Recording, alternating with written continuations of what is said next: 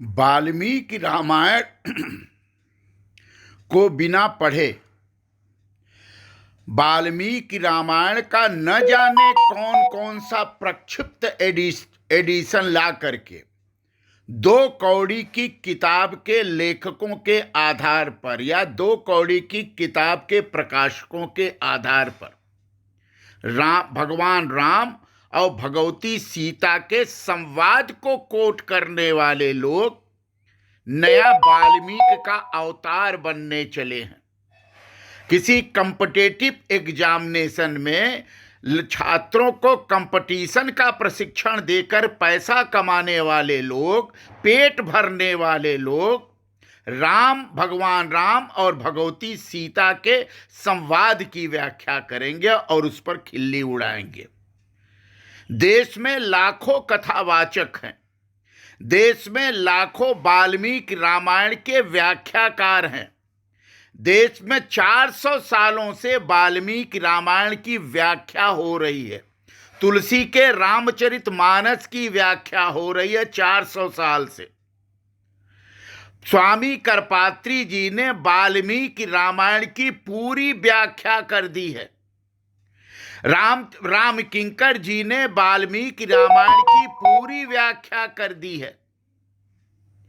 लाखों कथावाचक रोज कथा कह रहे हैं वाल्मीकि रामायण के आधार पर।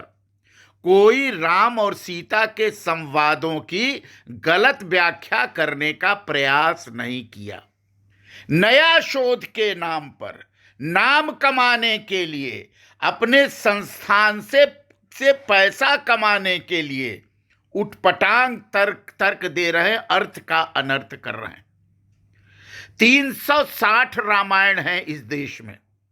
किसी 360 रामायण में भगवान राम भगवती सीता के संवाद का अनर्गल रूप प्रस्तुत नहीं किया गया है। भगवान राम भगवती सीता का राज्याभिषेक हुआ था। राज सिंहासन पर राम और सीता विराजे थे। हनुमान जी उनके चरणों में थे और भगवान राम ने सीता का कभी अपमान नहीं किया। भगवती सीता भगवान राम के चरणों के आराध्य थी। कभी कुछ उटपटांग नहीं बोला, कभी गलत नहीं बोला। और विद्यार्थियों को रामायण का मर्म समझा रहे हैं ऐसे लोग। संदर्भ पता नहीं किस किताब का दे रहे हैं, किस वाल्मीकि रामायण का दे रहे हैं, किस लेखक का दे रहे हैं।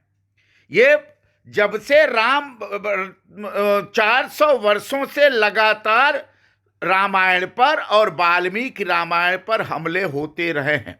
कोई गड़बड़ रामायण लिखा, कोई झड़बड़ रामायण लिखा, कोई राम को कुछ कहा, कोई सीता को कुछ कहा, कोई हनुमान जी को कुछ कहा। किसी को कुछ कहने की परंपरा, क्या बिगड़ा? राम आराध्य नहीं रह गए, भगवती सीता आराध्य नहीं रह गई। जिन छात्रों को राम सीता के अनर्गल संवाद को पढ़ाया जा रहा है, उससे राम सीता की महत्ता थोड़ी न घट जाएगी। आप बर्बाद हो जाएंगे, आप समाप्त हो जाएंगे। मेरी बात मान लीजिए।